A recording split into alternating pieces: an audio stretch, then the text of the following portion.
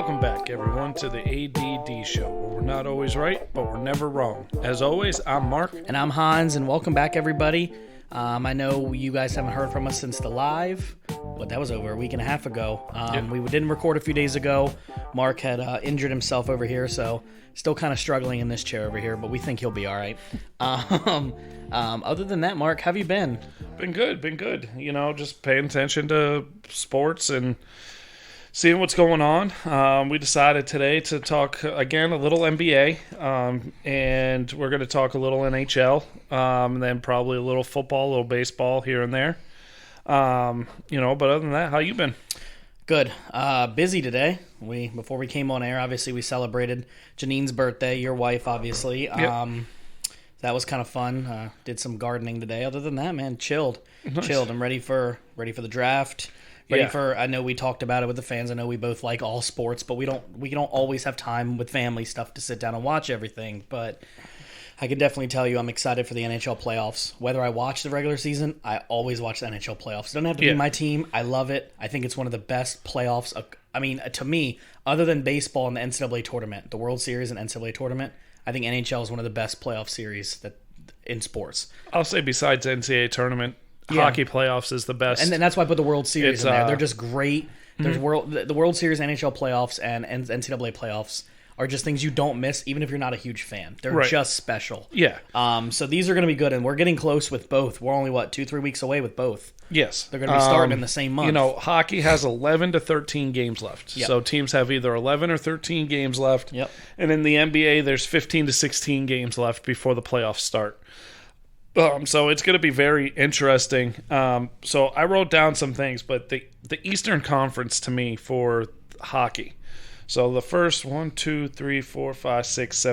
teams, all right, are all separated by 12 points. Mm-hmm. Okay, so the Rangers are at 50, and Carolina and Washington are at 62. Yep. Is that too big of a jump with 13 games left? Yes, it probably. is.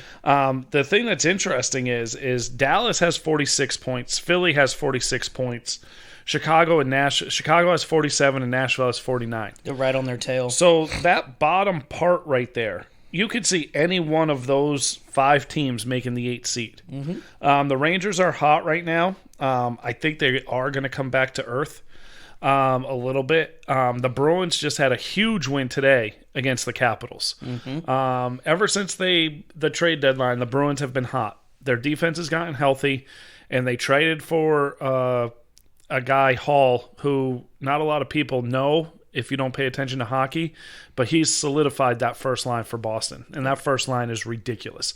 Marchand, Pastrnak, and Hall are going to be very hard to deal with, and they've got a hot goalie right now. And the Bruins just went to 56 points, which the Islanders and Pittsburgh are at 59 and 58, but you have 62, 62, 61, 60, 59, 58, and 56. That's the top 7 seeds in the East. Mm-hmm. And any one of those teams, I feel, can be the number 1 seed absolutely in the East. And if you're going to tell me Boston's going to finish at a 7 seed, I'm scared if I'm Washington, if I'm Carolina, if I'm Florida, Tampa Bay. I don't want to play the Bruins. And I know I'm a little biased here with that. But you know, Washington's playing really good hockey, had a good trade deadline. Carolina is just playing good hockey. They're not making a big splat, but they're just a solid team. I haven't watched a whole lot of the hockey this year. I've watched a couple of teams, mainly the teams towards the tops of the divisions. Yeah. And it's pretty clear, especially with Washington, Carolina, Tampa Bay, Florida. Like, these teams are playing, especially we're talking the East, like, these teams are playing really well every week. They don't look like they're having really bad blowouts. If they lose, it's close. Power play losses. I've watched, I'd say, maybe 10, 15 games so far this year, and I'm just like, it looks like these teams, to me, are better than the rest, including Washington. And the East is ridiculous every year anyways. Yeah. The East always has really hard teams, all the way down to even New Jersey. I know you have Jersey way far down, but I'd say Philly up, the teams just beat the hell out of each other. Yeah. And they do every week. So even though Boston won that game, that means a lot because Boston and Washington needed the points. They needed the points bad. Because again, the Rangers were creeping up on them. Boston had a legit solid 3-4 seed, and then they get hurt, and they're dropping, and then they did a good trade deadline. They got a couple really good, solid players, and now they're creeping up. They're on a 3-game winning streak. Very good goaltending lately. I think for me, being a Washington fan, I think something I missed was I didn't really watch a lot, but I know that Braden Holtby was let go. Yep. Right? And I know that they had picked up the older guy. I can't remember. He was with the Rangers forever. Lundqvist. Yep. Well, he ended up having that heart defect or something where he had to retire. Yep. And I don't think he's a rookie. Samsonov, I think, is his name. The goalie they've had for most of the season. Not a rookie, but he's a young guy. Yeah. To a 29-13 record so far for a young guy like that, not a Braden Holtby. And I've watched a couple of the Capitals games versus the Braden Holtby games, and maybe the guys will hear this and yell at me a little bit. But he seems to be a little bit more flexible at times and seems to be playing a tad bit better than Holtby. Like, Holtby sometimes was really good, but then he had a couple really bad games where you like Braden Holtby, like you're not Holtby's no more. So like with me, I feel like this kid, I've watched a couple games, he seems really good for Washington to be able to continue on with their old lineup to have a young goalie like that. It's all about goaltending with hockey. Yeah, it is. And if you get a goaltender that catches fire, you're not going to lose. Yeah. You're not going to lose a series. Yeah. And that is one of those things about hockey that I absolutely love. That's like Pittsburgh a few years back with their goalie. Was Fleury? Washington rode Holtby, that year. Mm-hmm. And Holtby, when they won the Stanley Cup, he was the reason why they got over the top. Tampa Bay, last year, Tampa Bay finally comes through. Not finally, because they've won it before, but finally comes through. But it's that hot goaltending where if you look at it, say the Rangers or Nashville make the playoffs as the 8th seed. If their goalie catches fire, they can easily win. An 8 beating a 1 in hockey isn't out of the realm of possibilities. It's more of it's maybe like the exact percentages I don't know, but there's more teams that have beaten a 1 seed as an 8 seed in hockey than 16 beating a 1, a 15 beating a 2, or in basketball an 8 beating a 1, which I think has only happened twice in basketball. So in hockey, it happens, and it happens a lot where the lesser team wins.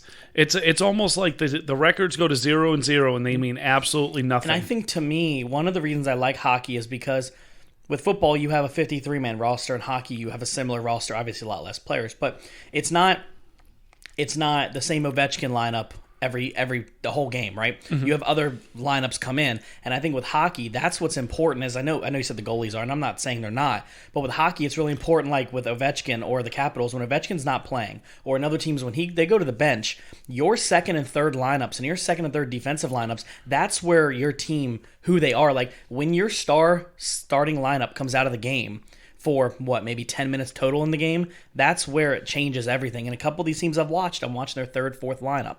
I'm watching their bench guys, and they come in and they're still scoring goals. That carries you into the playoffs because you can't just have one good player. Ask teams like Buffalo, you can't have one really good guy and not realistically win. 30 seconds, 45 seconds is a shift. Yeah. So, your first line is going to play the most, and they are going to go out. So it might be line 1, then line 2, then line 1, then line 4, something like that. It's not going to be like 1, 2, 3, 4, 1, 2, 3, 4, and then they're always out on the power play. So your star players always play the most. Yeah. But it's 30, 40 seconds at a time. So it's not like in basketball where you play 10 minutes out of the game at a time. But it's a lot like before you sit down. It's not like baseball with like a bullpen situation. You see that the Bruins are putting in their first lineup and you're on your third. Like that's almost like not a panic situation, but you're like, whoa, they have their 3 top dudes in and Ovechkin's out of breath. Right. That's one of those situations where you want to make sure your guys can handle that first lineup because that first lineup is very different than everyone else you have. I'm not saying if you're in the National Hockey League, you're a talented individual, okay? Yeah. But the third, fourth, a lot of these teams, it's going to come down to when your starters are sitting, and I say starters, a starting 5 lineup, when they're sitting, those other players come in, that's where your money's made along with the goalie. Yeah. And it's just, hockey's just exciting. It is. It's exciting to watch. The playoffs are exciting to watch. And there's so much action. You can't take your eye off the screen. Right. And it's one of those things where you don't even have to have a favorite team, a favorite player or anything. You just, like with hockey in the playoffs, unless it's the Bruins, I root for the lesser seed. Yeah. And I always root for those upsets. Always. Now, in the Western Conference, it's top heavy because in the East you've got 4 teams, 5 teams, 6 teams within 6 points of first place. And realistically, you have 4 teams within 2. And, so in the West, Colorado, to me, is the best team in the NHL.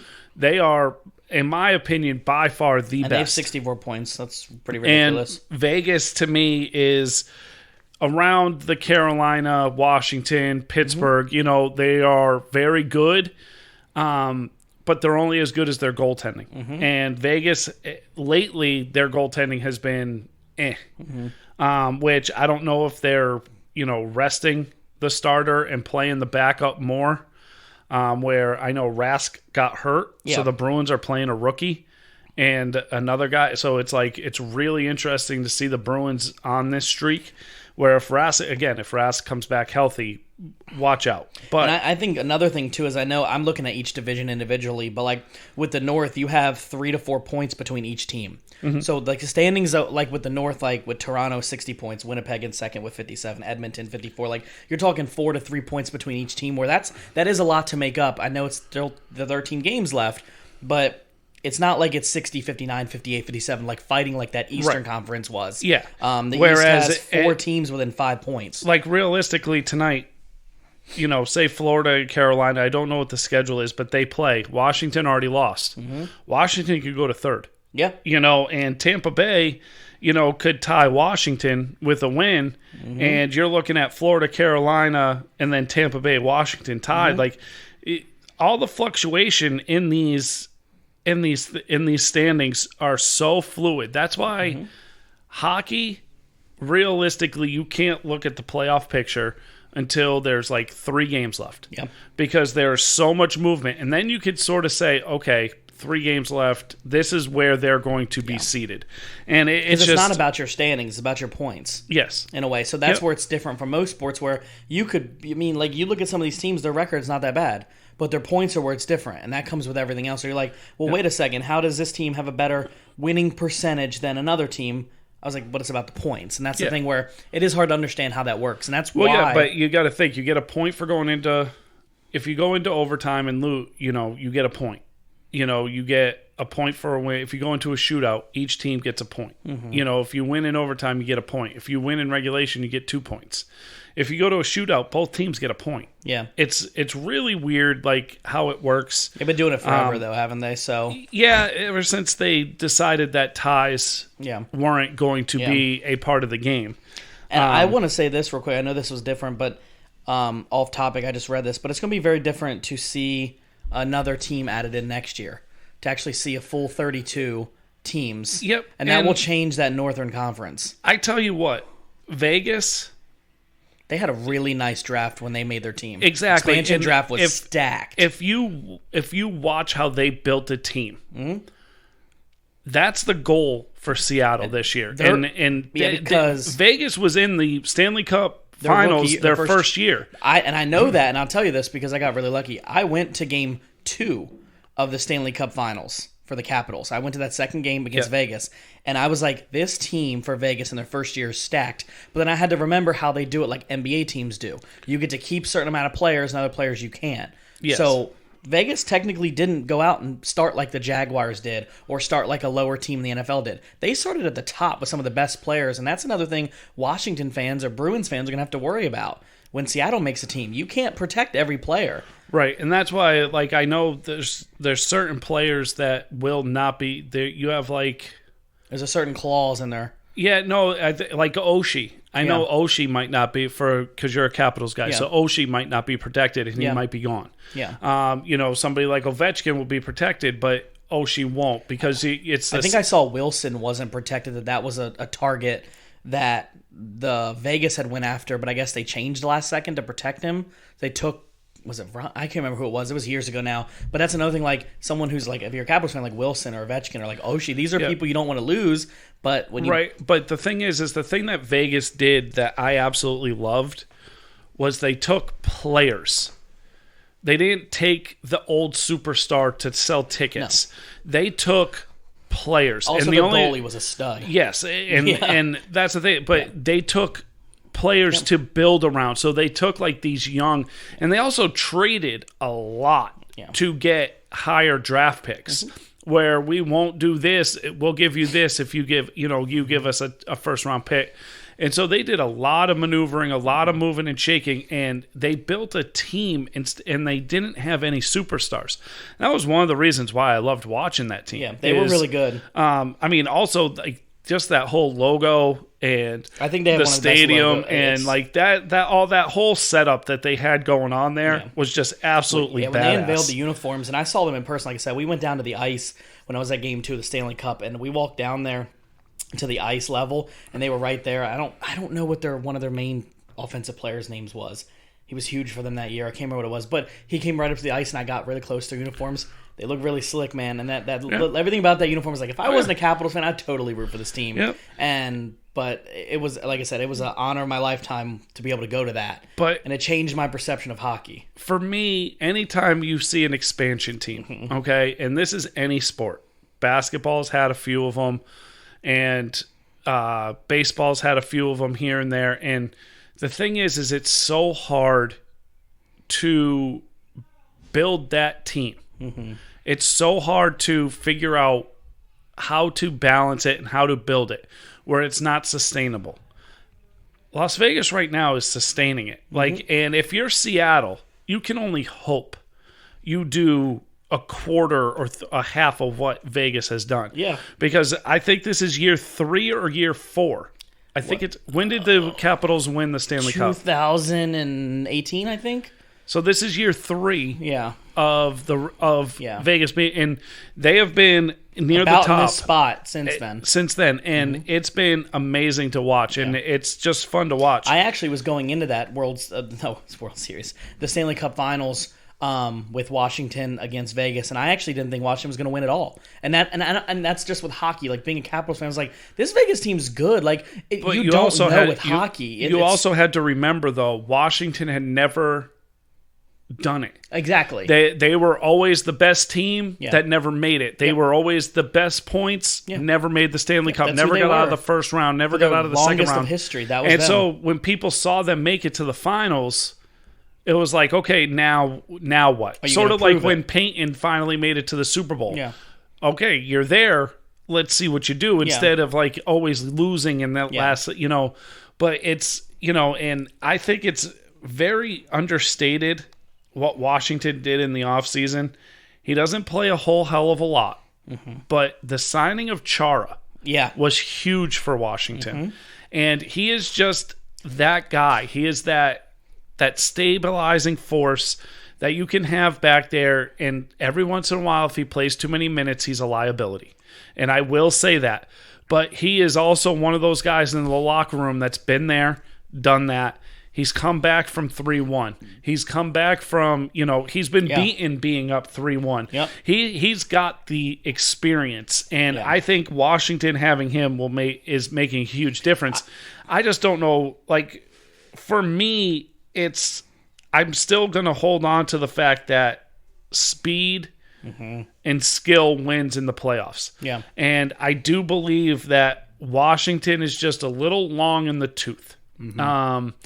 And it's, like Ovechkin is 150, I want to say 100, close to like 150 from beating Gretzky for most goals in NHL career.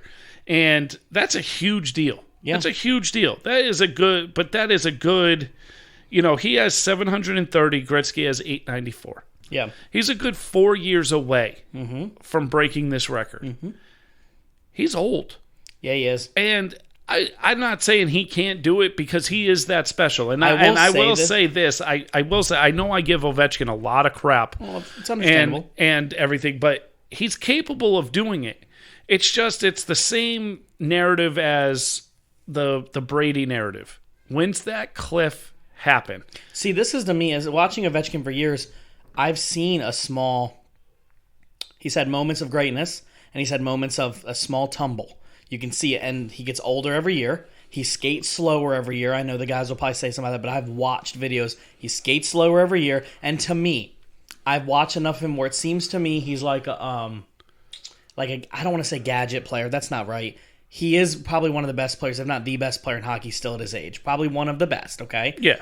But to me, it almost seems like they only set him up for that one shot. He doesn't come all the way down the court, the ice, you know what I mean? Yeah. It seems like he's just like, hey, we want you here. We're going to make sure you're open to that one shot you like, where it's like, I don't see him doing as much diving into the pile. I don't see him going as crazy as he used to be, whereas he's like, almost like, hey, you're older now, just take a little break. It's almost like a LeBron thing. I know he works hard, but it's like, I don't really want to play much defense. Like, and to me, it's like Ovechkin could do it, but he's still, how old was Gretzky when he retired? Oh, jeez. He had to have been he was what, late 40s, wasn't he? Not late 40s, no. Ovechkin's only, 36?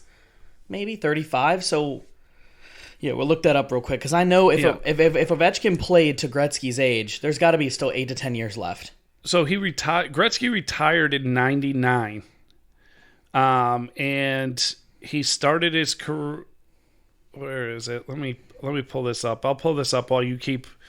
It's one of those things that where I want to know how old Ovechkin is. All right, you pull up Ovechkin. So he was born in he's 60 years old right now. He was born in 61. Yeah. And he retired in 99. Yeah. And so that is 60, 70, 80, 90. He was in his mid 40s. Ovechkin's 35. Okay, so Ovechkin does play a little older, but at the same time, he could still play another 10 years. He's 35? Yeah, he could play 10 more years. So, yeah, I mean, but the thing is... Capitals illegally kind of got him when he was like 17 years old, right? Right. Like, he was really young when he was the star player for the Capitals, and there's a whole lot of stuff I read about that craziness. Yeah, I mean, but you're going to put him up against Gretzky, Lemieux... Yeah. And all these guys, and I don't see that out of. I don't see a Lemieux and Gretzky and Ovechkin. I can't put those three names in the same category. I'm not asking you. Can I transition? Yeah. So when it comes to Ovechkin, and this isn't me saying I'm a Capitals fan, but I'm not one of those gonna overly do the Capitals because I'm not a huge hockey fan, right? So I'm not gonna sit here and say Ovechkin's the greatest player in the game. To me, if he keeps scoring the way he's scoring, he could be a Steph Curry type player, right? In the basketball narrative, like you scored a lot of goals, you got one ring. I know Curry has more than that, but like you're a really good player that scored a lot of goals. Whereas Gretzky has how many championships? Lemieux has how many championships? That's going to be the difference with Ovechkin is he'll never be the best because he only has one title. So Gretzky retired at 38. 38 he retired. Yes, he retired at 38. So yeah, Ovechkin won't pass him in 3 years. There's no way. I don't think so. And I mean, he needs 40. What? He's gonna need 43 goals a year for the next 3 years. Yes, that's a lot of goals. You know, now granted, and Logan came up with a good point, and I will credit this as he did have that COVID year. You know what I mean? Yeah. And it's where you can say he had. You know, the COVID year was the year that he was just out of it, and I mean, but.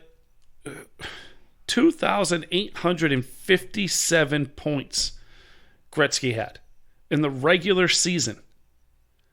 So, yeah, that's now, ridiculous. In the including postseason, he had 3,239 points. He had 1,016 goals and 2,223 assists. Yeah. Now, I don't know if you can look this up because I got Gretzky up. Look up Ovechkin's stats. I guarantee you he's not up there in points. He's up there in goals. I don't think Ovechkin passes the puck much. I will say this before I go search that. Over the past 3 years, Ovechkin has scored 49, 51, and 48 goals, so an average of 50 a year is what he averages. So I'll pull that up. So he's really good. I'm not going to take anything away from him, but... You want his career stats? Yeah. What's his... Career what? What are you asking for? Points. Career points. Oh, I searched that wrong. Okay. Ovechkin career points average. You want average, right? Or total? Total. His total career points. Now there's Ovechkin stats, hockey, and total career points. Career points. 1320. And what'd you say? Gretzky regular season is 2,857. Jesus. Okay, now it's again. Ovechkin doesn't assist quite as much as other players though do. He's more of a shooter, just a straight up. You know, so you're looking at. There's no way that happened. Okay, so listen to this season in 81 and 82 for Gretzky. Okay, And then the next season, these 4 years. You were in your 30s, right? Yes. These 4 years for Gretzky, just listen to this. Okay. Goals, 92, 71, 87, 73. Assists, 120, 125, 118, and 135. How many teams played in that, though? I just wanted to know. It's the same amount. There hasn't been that many teams. Now, I wasn't sure if this is like a Wilt Chamberlain, Bill Russell comparison. No. They were just better than everyone else, and no one else was at their level. This is how dominant Gretzky was. And now, I will tell you, that was his third year. He scored 92 goals. That's ridiculous. His third year. That has to be the record, right? And I wouldn't even begin to tell you. Now, Gretzky had the fall off from 92 to 99. He didn't have 40 goals in a year. Okay, so Gretzky really dropped off, but he still, he had 208 points. He had a plus minus of 100. That's why, I'm telling you, goals are goals. Mm-hmm. And Ovechkin could go down as the greatest goal scorer the league has ever seen. Yeah. But that's why, when we can even look up Lemieux's stats. Yeah. Lemieux was all around great. And Gretzky is all around great, where you can't put those three names in the same sentence. No. Goal scoring wise, I will say Ovechkin is top 3 or 4 of all time right now, and could go down as the greatest goal scorer of all time. But it's just hard for me to say he's an all-time hockey player. Yeah. And that's where, and I guess that's my statement for Ovechkin is to the Washington fans out there. And I've had this argument with Logan and Nate all the time. And because they love Ovechkin. And I am the only person probably that I talk to in our group that's ever seen Gretzky and Lemieux really play. Okay, they're prime. And it's just they were hockey players. And, they were passing it to set up goals. They were scoring here and there. Obviously, Gretzky's the all-time leading goal scorer in hockey. He was a goal scorer. But those assists didn't lie either. So, again, I will say Ovechkin will go down as one of the, if not the best goal scorer in hockey history. Yeah. He's just, I don't even know if you can say he's top 10 hockey player of all time. Yeah. I think a lot of times, and like I said, I love Ovechkin, and one of the reasons I started watching hockey was because of Ovechkin. I was in high school, and a guy had an Ovechkin jersey on, and I literally had no idea what hockey was. And he was like, oh, it's just a really good player for the Capitals. You should watch. And I was like, okay. So I did, and I can tell you one thing is, when it comes to Ovechkin, I just think for a lot of the Capitals fans that have been fans for a long time, for what? I don't even know when the team was created, but for a long time they've been fans, and it's like you got to give them their credit. Like when it comes to, I want to use a basketball reference, okay? Use an NBA reference, like the Golden State Warriors, Steph Curry, or Miami Heat, Dwayne Wade before LeBron got there. Ovechkin to the local DC fans, Ovechkin was the greatest thing they've seen for their team. So for a lot of them, they're going to say he's one of the best players of all time. Yes. And he will go down as one of them, but I will say, as much as I like Ovechkin, there's 10, 15 players better than him in their whole career, but that doesn't take away from his absolute greatness for that team. He can score from anywhere on the ice. He's fantastic. He's very dangerous. And again, I don't even care if for the next 5 years he posts up on that corner where he loves to do the slap shot corner and the one-timer. He's deadly, and give the man his due. Yeah. But it's like the all-time hockey player. No. Yeah. But he'll come close to Gretzky's record. Well, there was a lot of games. I can't remember the dude's name that he fought a lot with the Penguins. Not Crosby. Was it Crosby? And there was a lot of games where for 5 or 6 years they were back and forth, and Crosby continuously got the dub. Continuously overdid Ovechkin. And that's going to be one of the fans. Me watch Capitals, I was like, I like you, Ovechkin. I think you're literally so great, but you have to beat your rivals. And for years they weren't. And that's the thing with Ovechkin, and Crosby is that perfect person because Crosby is Ovechkin's Brady to Manning. Yeah. Okay? never could beat, never could get over the hump, never could beat you. And every time we played you in the playoffs, they beat us. The only time Ovechkin got there was when the Penguins weren't there. Right. In a way. They got through the Penguins they to get there. Did beat the Penguins. And that was that was the monkey off their back. That was everything. And it's like Crosby is considered a better hockey player than Ovechkin because of that. Now, lately, no. I will say Ovechkin gets a lot more publicity and a lot more credit than what Crosby gets right now.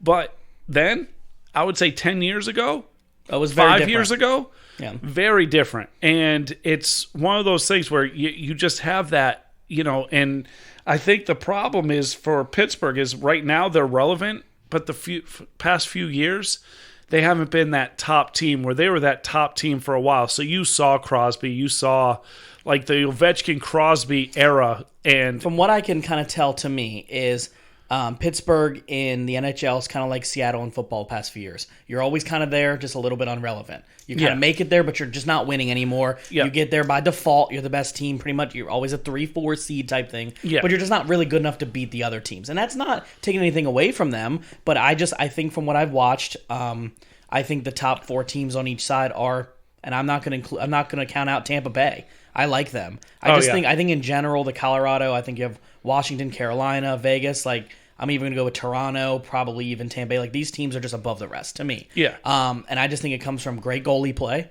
including the teams I just named, Carolina, Washington, and Tampa Bay for the East. Colorado's goalie's nasty. And I just think in general, when it comes to hockey, any of these lower teams can win, but the top few teams are just playing literally different than the rest of the teams below them. So today, like I said, Washington took a nasty loss, but they need as many points as they can get because they don't want to be playing the wrong team to start off. Because who would they be playing right now if the playoffs started today? Who's that? The Capitals. They'd be playing the Islanders? Boston. They don't want to play Boston in the first round. I wouldn't. No. I don't want to play Washington in the first round either if I'm Boston.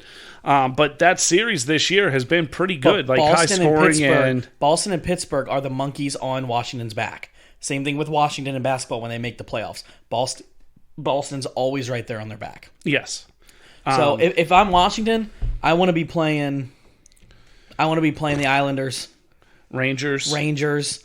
Maybe Pittsburgh, but just Boston catching steam. This is just the East is just these matchups would be absolutely insane to watch. Like you're looking at Florida versus the Islanders, Tampa, Pittsburgh, Carolina, Rangers, Nashville, somebody along that line, and Carolina's good. New Jersey's not in the playoffs, are they? No, New Jersey is I think one of the worst teams. Sad too because Martin Brodeur was one of the reasons why I watched hockey. Their old goalie? Where did the coach from the Capitals go? Did he go to the Islanders? No, he went to the Islanders. So that's where their coach is now. That was one of the things I wanted to bring up, but I didn't. Yes, he went to the Islanders. I think the Capitals have had like a 2-year hangover. They've kind of been there like Pittsburgh because they've been trying to figure out the new dumbest coach. thing was not bringing that coach back. I don't know. I don't know what the exact reasoning was. He was a free agent. They didn't want to pay him. Yeah. They just didn't want to pay him that money. And this coach seems to be doing really well, too. He's doing but it was... That first year was a little shaky. Yeah. It was definitely shaky. But let's transition a little bit into the NBA, if you don't mind. No, absolutely. And we're looking at, so there's a 10-team... It's the top 10 teams. 7, 8, 9, 10 have a play-in. Okay? So I don't like it. Okay. I read about this, and I just didn't like it. So the 7th seed plays the 10th seed. The 8th seed plays the 9th seed. This is on each side? Yes. Okay. And then the winner of those 2 games is the top 8 seeds. And then 8 plays 1, 7 plays 2. Why are they doing that? I don't know. I really don't. And it's confusing to me. And NBA better watch Doncic and Mark Cuban have come out and said this makes no sense. I don't know why you want to do this. Why can't it just be the top best 8 teams? It literally makes no sense. Right. And so now, that being said, you're a Wizards fan, correct? Yeah. Wizards are tied for 10th. And they're catching a lot of fire right now. They've won 4 straight. So you have Heat, Hornets, Pacers, Bulls right now. But the Bulls and the Wizards are tied. Yeah. Okay? And so you'd have those 4 teams in the play-in. Or those, and the Wizards easily can make the play-in. I'm going to be happy about it, but I don't think they deserve it. That's what they don't deserve to be there. Right. If that's what they're going to do, then sure, I'll root for the Wizards this year. So I'm like, I literally don't get it. Yeah. And it's, because you have 1, 2, 3, 4, 5, 6, 7, 8. So the Hornets are the 8 seed right now, and they're dropping fast. Well, once LaMelo got hurt. Yeah. They've been done. And, the Heat have deteriorated in the last 2 weeks. The Knicks have caught fire. The Hawks have stayed even. And, even by meaning they haven't gone up, they haven't gone down. They have just been right there, consistent. If you give it the right amount of chance, I'm not trying to interrupt you, right amount of chance, Miami, and you got to remember, Miami in 7, Atlanta in 4. They're only 3.5 games apart from each other. Yes. So that middle 3 or 4 teams, you could have Atlanta as a 7 seed, Miami as a 4 when this whole thing's over with. Exactly. So and it's with very close games, in the middle. Yeah, with 15 games, Boston's 8.5 games back. Yeah. Hawks are 9, Knicks are 9.5, Heat are 11, and the Hornets are 11.5. Yeah, Boston could very easily be a 7 seed by the end of all this. Yes. Yep. I don't think they'll fall out, but very easily they've caught fire lately, and they're really gelling and healthy. And Tatum is playing out of his mind right now. He's one of the best players in basketball and doesn't get the credit for it. Exactly. I've said that. I've said that probably since Kyrie was there. And I will say the 76ers I do not believe in. I really don't. I'm going to say that until they prove me wrong. And the Bucks I don't believe in. Mm-hmm. Okay, so 76ers and the Bucks I really don't think have a chance. I'm going to be honest. I don't really believe in anybody in the Eastern Conference. I'm sorry. I know Brooklyn's really, really stacked, but what is that going to do? It didn't work for the Clippers last year. It doesn't work for a lot of teams to be overly stacked. Yep. I think the Western Conference is that much better, 1 through 8, than most of the teams in the East. Yeah. Maybe not 1 through 8, but I'll say 1 through 7, and Golden State is about to be in the playoffs. Yeah, well, they're right there. As of right now, they're in the play-in. Yeah, exactly. And they're they're 2 games behind Memphis. They're in the 9th seed. Yep, they're in the 9th seed, tied with the Spurs, and then the Hornets are 2.5 games back. Yep. But you're looking at the 7, 8, 9, 10. You're looking at Mavericks, Grizzlies, Warriors, Spurs. Mm-hmm. And I don't get it. I really don't. Just have the top 8 seeds. Mm. It's like you're trying to generate more of interest. Yeah. And everything, and it's not even like it's a playoff series. It's a 1 game. But the NBA playoff, the NBA interest in general is literally on the floor. It's not getting as many viewers as it's gotten in the last few years. So they're trying to do what it can to get more viewers in because they're low viewer ratings. So let me ask you a question on that. Mm-hmm. Is that because the majority of the teams are out west and they're on too late? Let me say this. I think a lot of it may have to do, and I think this is for a lot of people's own stupidity. Okay, I will say that. I know there's things we don't like to talk about on our show, but I think a lot of it has to do with the NBA being so much in the world with the world issues. Okay. I think that's turned a lot of the average fan away. I don't have time to watch games sometimes. They do play late. I love basketball. This isn't an issue for me, what they players do. But I think for a lot of the average fan, I think a lot of the middle-aged fan, the older fan is like, you know what? I don't really want to stick to my sport if this is what they do. Now, for good reason they do this. Right. I think they're suffering because I will tell you this, and this is something that I know Logan can even say, and I know you may shake your head at this. The best games when LeBron's playing in the NBA, the viewership of those is equal to NASCAR races. That's not good for the NBA. When the NBA always had more viewers, and I'm saying this is bad for NASCAR to have viewers like that, but when you have a basic, boring race and you're getting more viewers than the best NBA team, that should seem trouble for the NBA. That how are they going to get their view base up? So this may be the reason they're doing this. Well, I don't know. Personally, I think golf, NASCAR have ratings. Yeah. Because of the time of day they're on. And they have their own day. Does that make sense? Yeah. And I think that has a lot to do with it. Like, if you're a young kid, you're not staying up till midnight watching an NBA game. I will for football, but maybe not NBA. Maybe the NBA needs their own day.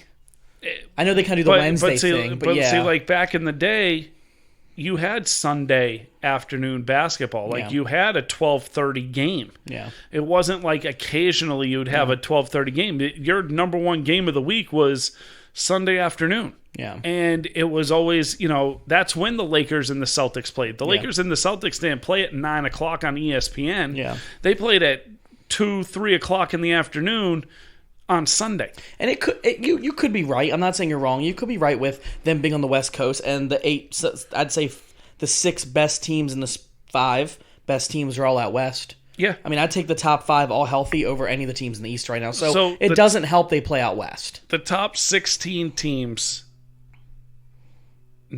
I think 12 of them are in the West. Mm-hmm. If you just took the top 16 teams by record, I think 12 of them are in the West. And that's bad. For the NBA, that's bad. I also saw something today before we went on air. I will tell you, something to keep an eye on is Donovan Mitchell. Oh, yeah, he out. Might be out to the playoff start. They said there's no structural damage. No structural damage, to a month. Yeah, and the thing is Phoenix is hot right now. Phoenix is hot, and I did just pull that up, but the thing that I pulled up before that is the thing that absolutely kills Denver is Jamal Murray being out for the rest of the season with a torn ACL. So that's not. You're looking at a situation where you're about to have a lot of movement in the next 2-3 weeks. Where they have 15 games left on average. Yes. So you're about to have a lot of movement. I don't even know about LeBron and AD status right now. AD will be back in a couple days, supposedly. LeBron might wait till the playoffs start. If things stay as is, as long as they're in the playoffs, LeBron waiting. Yeah. You haven't heard boo about him working out. Mm-hmm. You haven't heard anything about anything except Space Jam 2's coming out. That's the only time you've seen LeBron. And so, but with that Nugget injury, arrested LeBron is a scary LeBron. But it's like with the Nuggets hurt, they're the 4 seed. Lakers are 5. Yep. Portland's 2 games behind the Lakers, and the Lakers are a game and a half behind the Nuggets. Yeah. I could easily see the Lakers being like, "Hey, we should make the playoffs." Now, if I start creeping down and I look at it and I'm almost the 7 seed, where you have to do the play-in game and then go in, I'm playing my players. And if things kind of stay where it is for the next 2 weeks, which it won't, Lakers and Denver would play each other in the first round, which would be good if Jamal Murray's not there. Now, I like Denver, but I think with Utah they're extremely good. But Donovan Mitchell's another worldly player, and not having him till the playoffs start, they have the opportunity to fall a few seeds down where they're going to not be 1-8. They're going to be 3-6 playing Portland or possibly the Lakers. And I don't think Utah wants to play the Lakers in the first round. No, and the if Suns, they're healthy. And the Suns, I think they're... Again, I think they're a year or 2 away, they're to close. be honest with you. I think they could make it to the Western Conference Finals, but maybe close. Yeah. I've watched a few of their games, and I think they're really good. Oh, yeah. They have a lot of young talent, too. They're good. It's just one of those things, show me. Exactly. For so many years, you've been the bottom feeder of the West. Maybe they'll be the Capitals this year. Show me. Maybe show me. Because this is your first year where you're here. Yeah. In a long time. None of these players have ever sniffed this for them. Even when Nash was there, were they ever a 2 seed? Oh, yeah. They were like the best. They were the best team. They were the best team. I didn't watch them. They didn't make... God, I want to say they didn't make the finals ever. But they were one of the best teams, if not the best team. I didn't watch then, but I know Steve Nash was a monster. Yes, Steve Nash, Stoudemire. Yeah, that's Stoudemire. I think the only finals appearance they had was when Barkley played for them. And they had Johnson as the point guard, Thunder Dan Marley as their shooting guard. Like, that team was deep. That team was good. But they ran into the Bulls. So, with the Western Conference here, if Utah doesn't have Donovan Mitchell back till the playoffs, but that's not going to be good for them. But Denver, Jamal Murray, that's probably one of their best players, if not their best player on their team.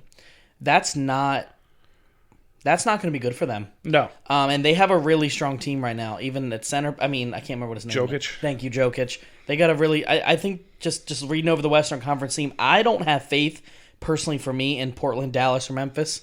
Not this year. I think Dallas is close. I think they're really, really good, but I think, honestly, these top 5 teams are just nasty if they were healthy. But I think the hard part is now Denver's not going to be there, probably. They're going to fall out. Not of the playoffs. They're going to fall down a little bit. And you don't have your best player.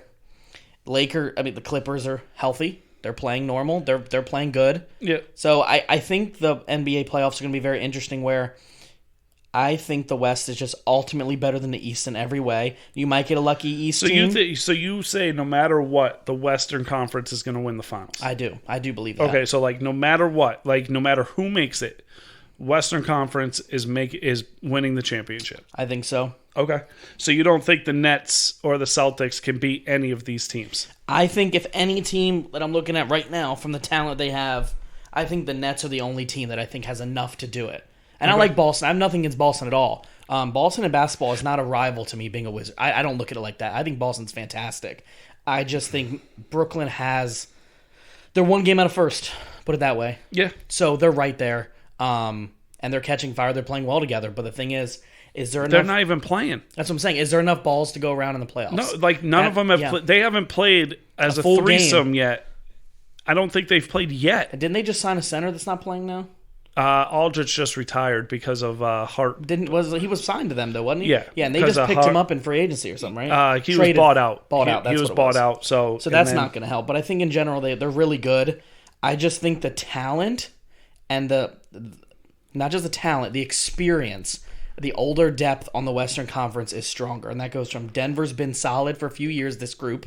Phoenix is new, obviously. Utah's been pretty good for a few years. People forgot. The Clippers have had this group now 3 years running. The Lakers, they have LeBron, so it doesn't matter who's around them. Portland is kind of the same group for almost a decade now, it seems. Yeah. So I just think these teams are deeper on the West. Okay. And I think that's going to help. Whereas I think Eastern Conference, these teams could be really good in a few years. But Philly, I don't trust them. Brooklyn, let's see. Milwaukee needs more help. Like, I just don't think 2 players is enough. Right. I know of a couple other guys. Atlanta, I think Trae Young can be great, but I also think he's a liability at times. Boston, they're missing one player. I just think one more thing, just like another Kyrie-esque type player gets them over that hump. Yeah. Miami, still like kind of 1 player away, 2 players away. Chicago, they could be good, but their best player's injured. So right. I think to me, just the depth in the Eastern Conference versus the West, I think the West will win no matter over any team in the East, but I think if Brooklyn makes it or the Celtics make it, it'll be very, very interesting. I think it's 2 totally different things. I think the West is top heavy, and I think the East is bottom heavy. Yeah. So I think the bottom teams are all the same in the East, where the top teams, I could see any one of the 5 teams up top making the finals. Mm-hmm. And that's even the Nuggets without Jamal Murray. Without Murray, yeah. I think the Nuggets can make the final. I think they can too. I think they could ride Jokic all the way. One thing I do want to say, I want to ask you is, because I don't think we touched on it last week. If we did, I apologize, and I just have a bad memory. What did you think of the Darnold trade? Oh, that's a good question. I liked it. For who? I thought, I don't think the Jets got enough. I'm surprised the Jets didn't ask for a first. I'm going to be honest. I was floored. I think it was a third this year, at least a second. Yeah. I was floored. I think, in general, giving up a third and next year is what, like 6th or something crazy? It wasn't really that good. I think Carolina won this deal no matter what. Okay. However, I will say, I'm not changing my mind on Darnold, but I did read a crazy stat that people saying all Darnold needs is to get on the right team, get in the right situation. I was reading his last year in USC, in 17 games, last year and a half, he had 47 turnovers. Yeah. I keep forgetting. I forgot, like, and not in a bad way. I think this may help him, but now he's got a very interesting quarterback room he's a part of. There's 4 quarterbacks on that team now. Now, do they trade him to start him? We don't know. Right. But you also still have Bridgewater. He's still there, right? He hasn't left. You have the P.J. Walker kid that Matt Rule coached at Temple. And then you have Will Grier that's still there. I think you have somebody else, too. So you have a big quarterback room. Yeah. I'm surprised with the Darnold trade, they didn't trade Bridgewater. They told him he could seek a trade. He could seek a trade. So if that happens... Which means if he finds somebody that wants him, they'll trade him for what they can get. For what they can get. If not, Bridgewater and him in a training camp, I'd like to see it. Yeah. I think they would be good. I think this gives the Jets fans a little sigh of relief knowing that they're about to get their guy. Whoever that guy happens to be. Yeah. I think as a Jets fan, you go, okay, Darnold's gone, so we know we're taking a quarterback at 2. Yeah. If they would have kept Darnold, there's chances they just took Pitts or they take Sewell or they, whatever. Right. What do you think about it? I thought Carolina won. I thought they got a stud. Yeah. I don't think you could have given up much more than what you gave up simply because he's technically a year rental. Yeah, essentially. Because this is his 4th year. Correct? Yeah. Yes. He's going into his 4th year. He's going into his 4th year. They didn't pick up the 5th year option. Was he the same draft as Lamar Jackson? Yeah. Yeah, so he's going to his 4th year. Yeah, because it was Baker. Who went 2 in that draft? Was Darnold number 2? I don't know. Let's see. Keep talking. We'll figure it out. Okay. Because I don't remember either. So he doesn't have that 5th-year option anymore. Yeah. So he's a free agent after this year. And Carolina didn't trade him to sign him. Like, they didn't sign him. So it's sort of like he's in a prove-me situation. Mm-hmm. And I think this offense is much better than what the offense in New York is or was. So I will go back to the draft real quick. He was picked third.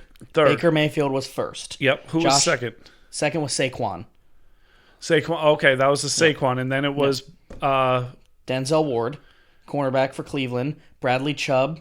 Then Quentin Nelson, guard for Colts. Then Josh Allen at 7. Okay. The next quarterback was Lamar Jackson, 32. And I believe they traded up to that spot. No, the next quarterback was 11 or 12, Josh Rosen. Oh, yeah. Sorry. They were highlighting quarterbacks. They didn't highlight him. So I missed him. You're right. Yep. He was there. Well, so, he's irrelevant. So yeah. But it's...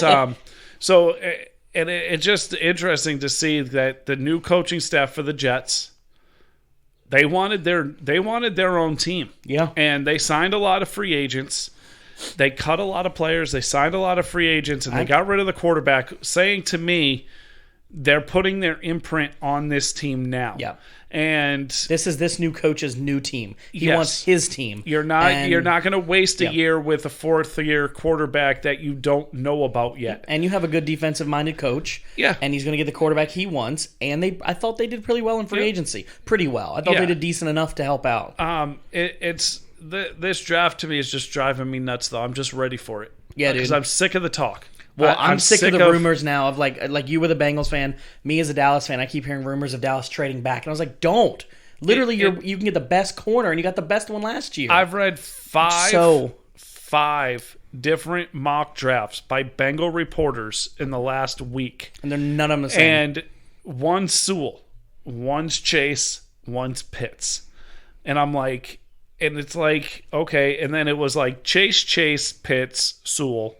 But then they do these like long drafts, and in the second round where they take Chase or Pitts, they're not taking they have them taking edge rushers, and I'm like, if you're not taking Sewell or Slater at that 5th spot, in that second round. You are taking the best offensive lineman available in that second round. I am sorry if you don't. You are sadly not.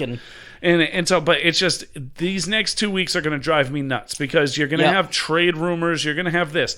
Patriots are trading up. Redskins are trading up because they fell in love with Lance. Yep. Patriots are trading up because they don't want to miss out on one of these 5. Yeah. And it's like, oh, see, they're trading up. They went to Fields Pro Day. Yep. McDaniels was there. See, this is what the average NFL fan enjoys. See, the average fan will read all this stuff, whereas me, I open up my app. I follow probably 90 Dallas Cowboy pages. I follow Mike Fisher, all the reporters, and every day I open up an app. The first thing it says is Dallas calling Atlanta to offer Gallup. And I was like, they're not – why do we even – like, these aren't real. These are scenarios. Yes. What team above 9 would take Gallup and pick 10 to give us their pick? Nobody. You'd have to give up a hell of a lot more. To move up, they're like, well, they're going to move up to take Pitts. If Pitts is at 10, I promise you Dallas will draft him. They've talked to him 3 times. But if he's not at 10, what do you have to give up? Like mock draft scenarios, people talking and the thing is like, is annoying. People, like a lot of people are saying Cincinnati's going to trade back and they're going to give up the 5th pick. They're going to get a 1st this year, a 5th, and a 2nd next year. I'm like, no. No. You know what the 49ers gave up? It's going to be more for the 4th and 5th pick. Yeah. It is going to be more.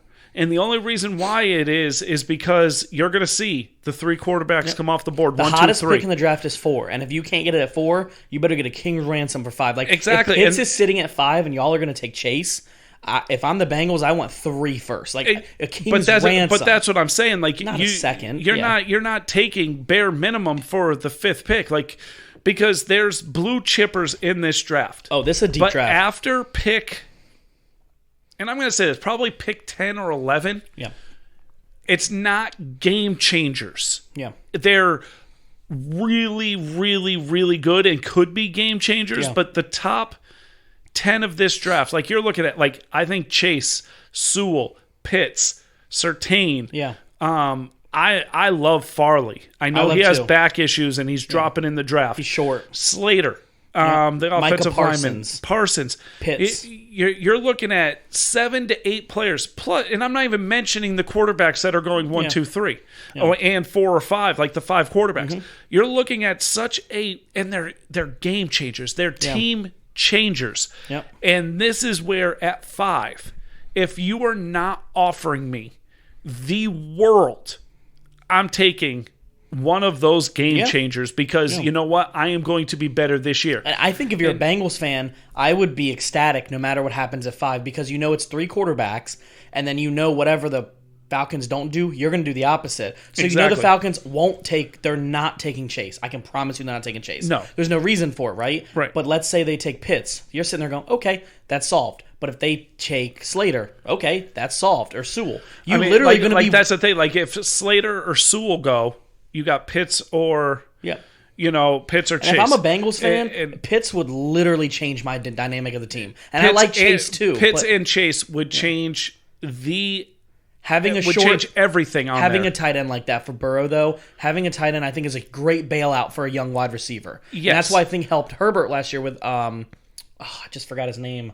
Hunter Henry. Yeah. He was always just even when Romo was younger, Witten being there, Dak being there the first year, having a reliable tight end. I know you guys have a good one, but someone like Pitts, I think would just change Burrow completely. It's just I think at 4 Pitts goes. I think so too. And then you're looking at Chase or Sewell. Sewell doesn't want to play guard. No. He wants to play tackle. I don't blame him. Neither do I. Yep. He's an all-worldly tackle. Yep. He is somebody that will change your franchise. But Chase is one of these wide receivers that he's let's put it this way. The way people are grading him, he is the next one. Yeah. He's the next Julio Jones. He is the next A.J. Green, hopefully without injuries. He's the next Hopkins. He's the next guy. Yeah. And they're like, oh, well, he's only 6 feet. Name me somebody that's 6'5", 6'4" in the NFL right now that is dominating. If you draft Chase and he propels like CeeDee Lamb, are you happy? See, I think T. Higgins had the second best rookie year. Well, you're right. So okay, let's say you get a T. Higgins type year. I'm saying CeeDee Lamb had 980 yards and 6 TDs. Yep. You can't go wrong with that. I see Jefferson type numbers. I could see that as well. Out of Chase. I could see that, but I'm saying bare minimum. But a year like CeeDee's, you're okay with that. Yeah, I'm ecstatic with that. And I think you're going to get that or more. Because think about what it's going to do for everybody else on that offense. Mm-hmm. If you have a lineup of Higgins, Chase, and Boyd, okay, with Mixon in the backfield, okay? That's a quarterback nightmare. You can't cover it. Yeah. And... Then you're going to be able to see your quarterback take his next step. Right. And I just think that it's one of those things where Higgins and Boyd will eat. Mm-hmm. And then you can't double cover them all. And it's, again, like the whole, like with Dallas. If you had a serviceable quarterback this year, you would have averaged 25 to 30, easily 30 points a game. Yep. Easily. Because you can't double cover them all. Yeah. You can't double cover Cooper. Yeah. You can't double cover Gallup, and you can't double cover. Well, I will Lamb. say, if it was a good enough serviceable backup, we had Dalton, and they had some of their lowest averages with him. He still threw to the other team a lot, but I think you're right. I think Dak and was. Also, you didn't have an offensive line. I understand. We didn't have an offensive line starting the first week. It was sort of like closing your eyes and throwing it for Dalton. Dalton. Our first year without our center, because Zach Martin, Frederick retired, and Zach Martin got injured week 1. But you have, like, the way the NFL is going, if you have the offense that I'm describing in Cincinnati, and Burrow is what you saw last year, if not a step better. We hope, I mean, you won 5 games. You won 5 games this year. Yeah. I really see 7-8 games easy with that out there, and with the changes you've made on defense. Yeah. But it's just I'm so tired of the talk now. Yeah. Like, I almost don't want to turn ESPN on in the morning when I work in the afternoon, because all they're talking about is, oh man, Trevor Lawrence, did he really say that, da-da-da, and they're reading into it saying he's not motivated by football.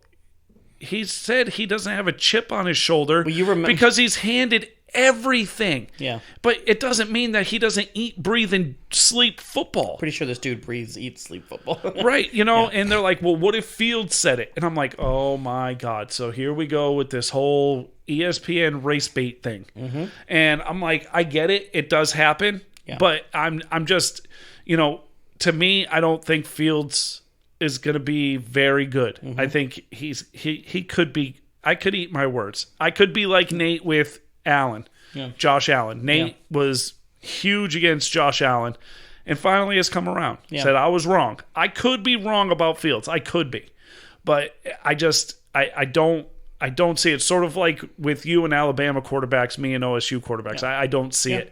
And the thing is AJ McCarron came out of Alabama, and I was all excited. I really was. Dalton was getting a little bit older. We had our future, and never really saw the field. No, and he couldn't see the field. Yeah.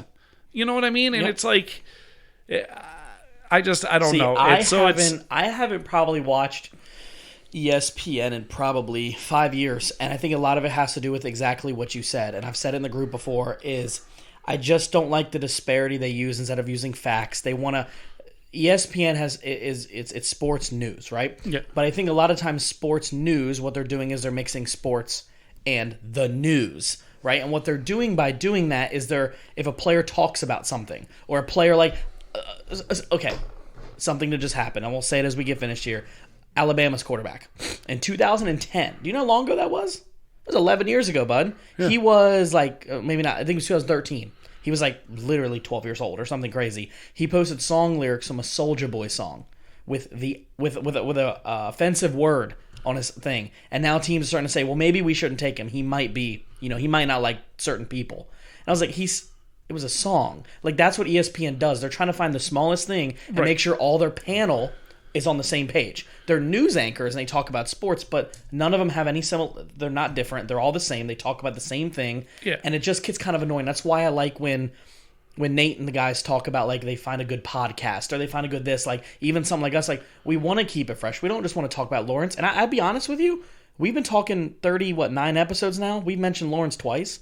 Yeah. We don't really talk. We know he's going to be great, but we want to talk about Waddle. We want to talk about Chase. We want to talk about Surtain. We want to talk about the guys in the end of the first round. We like football. We just don't want to talk about the same things over. And ESPN is just washed. Right. And the thing is, though, is also it's ratings. And what you could say, they a lot of people on there. There's a few people on there that I really, really, really respect.